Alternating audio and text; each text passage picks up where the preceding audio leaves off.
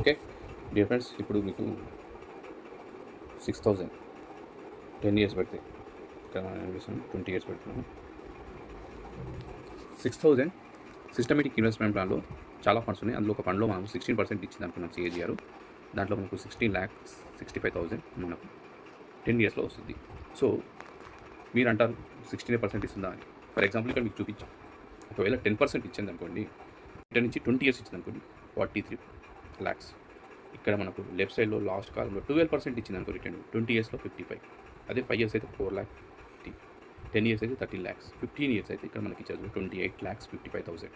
So 15% return ఇస్తే 20 ఇయర్స్లో 79 lakhs. ఏంటండి 6,000 ఫర్ మంత్ సిప్కు మనకు వచ్చే రిటర్న్స్ 20 ఇయర్స్లో 79 lakhs. 5 ఇయర్స్ అయితే 5,24,000. చూడండి 5,24,000 నెక్స్ట్ 10 ఇయర్స్లో ఎలా వెళ్ళిపోయింది, 15 lakhsకి వెళ్ళిపోయింది. సేమ్ 15 lakhs కాస్త 15 ఇయర్స్ కింద అయిపోయింది, 36 lakhs అయిపోయింది. సేమ్ 36 lakhs కాస్త కమింగ్ 5 ఇయర్స్లో 79 lakhs వెళ్ళిపోయింది.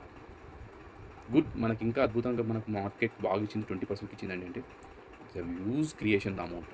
20 ఇయర్స్లో 1,48 lakhs. సో బేసిక్ కొంచెం చూద్దాం. 6,000 సిప్పుకు మనకు 5,92,000 5 ఇయర్స్.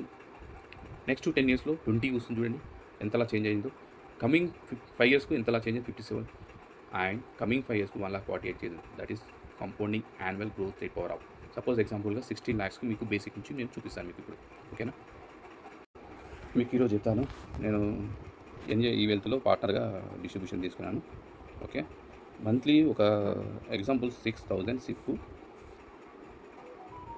15 ఇయర్స్.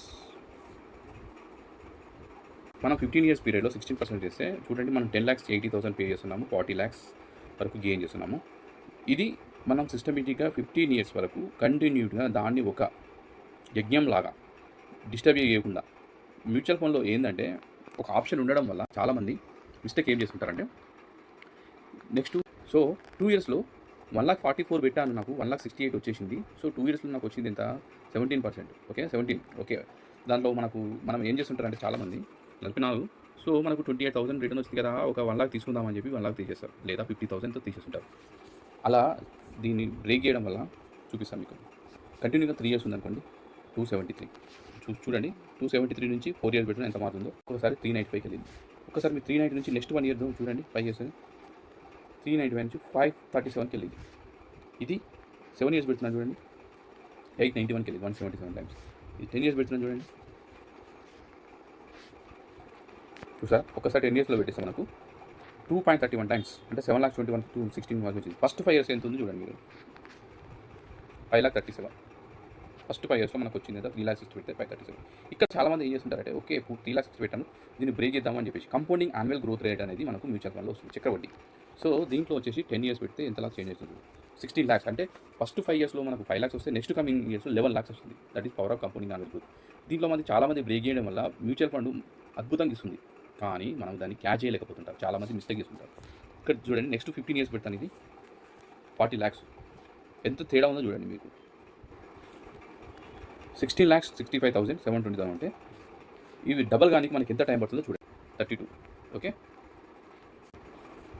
చూడండి ఆల్మోస్ట్ 3.5 ఇయర్స్లోనే మనకు 3.5 ఇయర్స్లో మన 16 lakhs కాస్త 34 lakhs అయిపోయింది.